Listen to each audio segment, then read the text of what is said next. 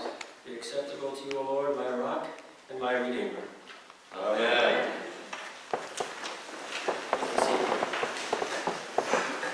I'm going to move this over here in the center, so that way everybody can hear me, just in case. Those of you who heard me give a sermon a couple weeks ago, you remember that I preached the week before that in my home parish. And all of you have been telling me I've been doing such a good job at preaching. So I figured I don't need no notes, I don't need anything else, so I can go to my home parish and I will do a great job. In those first 5 seconds, I stood up there and went, nothing. So I got a little lesson in humility. So just in case I get stuck a little bit, I happen to have just a little guide on me. I hit it a little. Criticism, grumbling. The Pharisees are sitting there, and Jesus is sitting there with the tax collectors and the sinners. And these folks are all grumbling. They're grumbling because they feel he shouldn't be there and they shouldn't be there.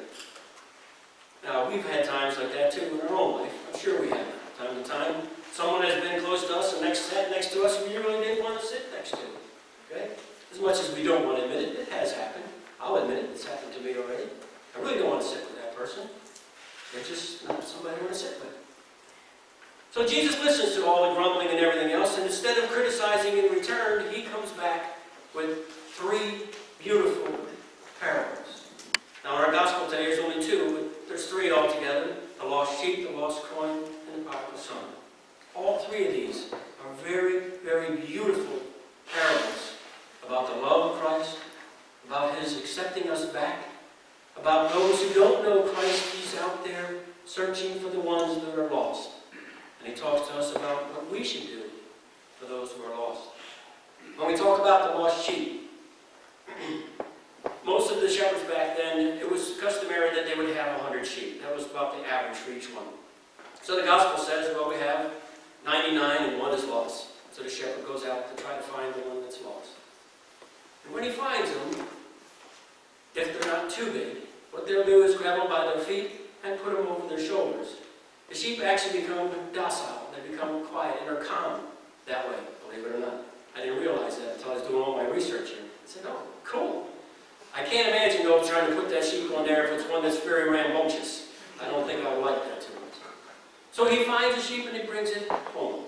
And he's happy. He brings it home. And he tells the other shepherds and stuff, come with me and rejoice, because I found the sheep. Now, the sheep were very important back then. They were important for wool, for the clothing, they were important for food, and they were also important for the sacrifices that was there. This was very important. He also talks about the lost coin, about the one who lost the lost coin. Now, I kind of, in the first couple services there, I put it into something that made a little bit of sense.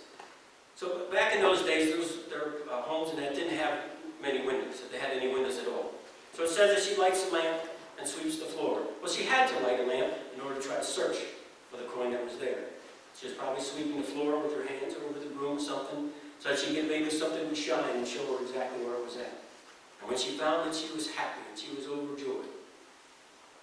I can equate this way, of how much she must have been overjoyed. I know it's probably happened to you, and I know it's happened to me. It's happened to me more than once. I've gone to a store, or I've gone shopping somewhere. I go up to the counter, I put my stuff down, everything's ready to go. I reach in my wallet, and guess what's not there? My money. My wallet. It's gone. Do you remember the anguish that you had inside when that happened? It's like, oh my gosh, are you kidding me? I'm embarrassed. Can't figure out what I'm going to do. So what do? You rush home quick.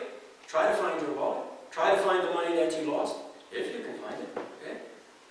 I don't think ladies lose their purses too much. I mean, it's kind of hard to lose that kind of big thing that's hanging there, I guess. But I guess it probably happens. Whatever.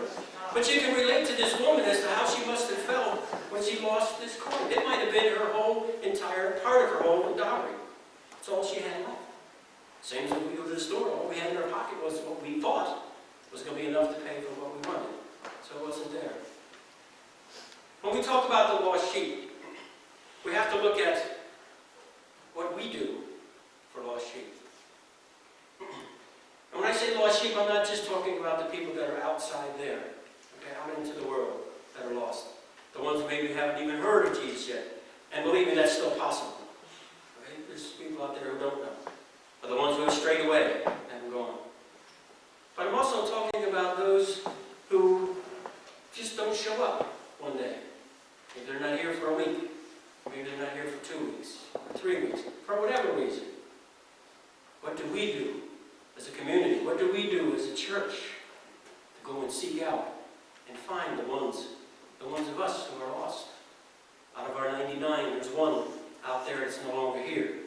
Why? So what do we do? What do we do as a church? What do we do out in the world for those who are lost and hungry? Well, we have the outreach center that's over here, just about done. It looks beautiful. I was there the other day. It looks gorgeous.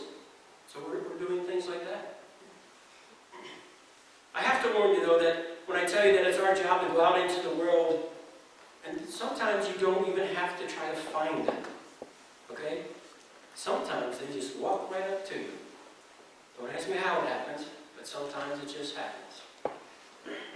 It's funny, and I know it's not a coincidence, it's just the way things happen. Yesterday when I was at Bryn Mawr Hospital, I'm the chaplain there, and I sat with a young gentleman, I sat with him for about 45, 50 minutes. And he's a recovering addict. Him and I kind of swapped stories back and forth to different things or whatever. He was lost and he was found, and he found a new ministry. And he's working with bikers and different things. And you can attest to all that. And he told me what he's doing in his ministry is he's going back to the very people that he used to associate with, the ones that he used to get in trouble with. He's going back to see them, the ones who are lost still. And why does he do that? Because he fits in. He's been there. They know he's real because he's been with them. There's nothing he can say that's a lie because they know all about him. And he knows all about them. So what better way to start? I thought that was a very unique kind of ministry, a very unique way to start something. I never heard of that before.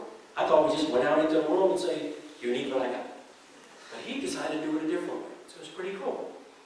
Yesterday, just before our service at 5 o'clock, a young family came in who has been sleeping in their car. So we talk about the lost, and that's why I said sometimes you don't have to go and look for them, they're going to come and find you. They needed help. So Father Mike, he gave them all the information that they needed to do, different things. And Bill was here, who's a part of the Jim Earhart Job Club. He happened to be here, not by coincidence, but he happened to be here too and talked to the young gentleman and said, I can help you get a job. All you need to do is send us the information, send us everything you got, and we're here to help you. The lost. That's what we're here for. That's what we need to do. So what I'm telling all of you is that take a look at what you're doing. Especially these 3 parables. Read these 3 parables. Read them, take a look and see what you can do in your life with these 3 parables. They're beautiful. They talk all about when we were lost and how we suddenly became found. They talk all about God's love. That He will never, ever leave you. Whether you stray again and come back, stray again and come back, He will always be there. He'll always be there for you. So look out into the world. Look out at your friends. Think about the ones who aren't here now. Why aren't they here? What are we doing to try to help those? Our own fold, our own sheep, our own 100, so to speak, under one shepherd. How do we take care of that so that we can take care of the world? The world is outside there, the lost. And I know there's probably some in here today who are lost still, or are searching. Okay? But I want you to read the parables and read the power that's in those parables. They're beautiful. They're beautiful and talk about nothing but God's acceptance and God's love for each and every one of you. Amen. Amen.